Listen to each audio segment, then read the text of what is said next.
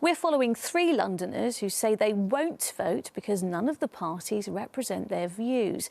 To encourage them to change their minds, we're giving them a chance to question candidates from all the main parties. This week, Ronke Phillips introduced Labour's Harriet Harman to our volunteers who can vote but won't vote. The no voters, all still disillusioned by politics, but hoping to be persuaded otherwise by one of the capital's most prominent Labour MPs. I'm looking forward to meeting Harriet Harman. Former Labour supporter Sabeela Yamin. John Watts, so frustrated with politics he plans to mark his ballot paper none of the above. And Darshana Ubl, who says no one represents her views or interests. Hello.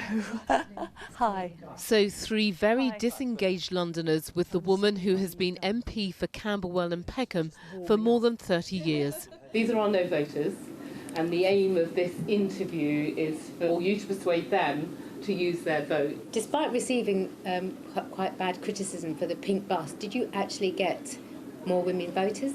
We'll see, but I think what we have done is highlighted the fact that there was 9 million women that didn't vote last time. What did you think about it? I just thought, why did you choose a pink bus? Did you think that we were like dollies or something? That's how I felt. What are you going to do to stop the Labour Party's continuing drift towards following right-wing policies?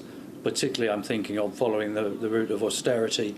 You do need to put the public finances back on a stable position. I don't think that that's right-wing. I think that's just sensible. Yes, you can do that. In a sense, you could actually borrow more in the short term. Someone's got to pay up this borrowing. You can't just, it's not a bottomless pit. What particularly is Labour doing to help immigration and getting the people who will come in from other countries, adding more value? I think we need a fair and smart immigration system, and I think immigrants have, over the decades, over the centuries, made a big contribution to this country. But actually, we ought to be clear as well that if people break the rules, that they be deported. What is the Labour Party going to do about the growing scourge of landlordism?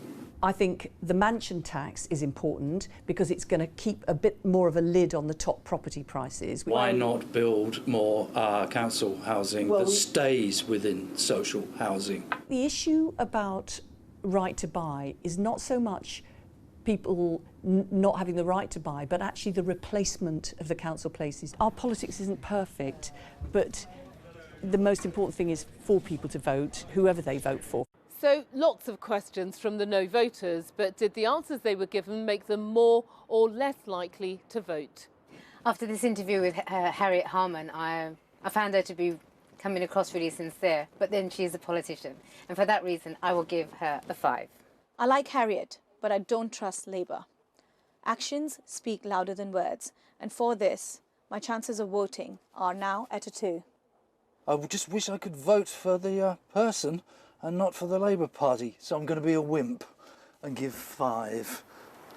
So through to the next round in terms of personality, but not quite making the shortlist, because the group is still not persuaded the only way to have a voice is to vote.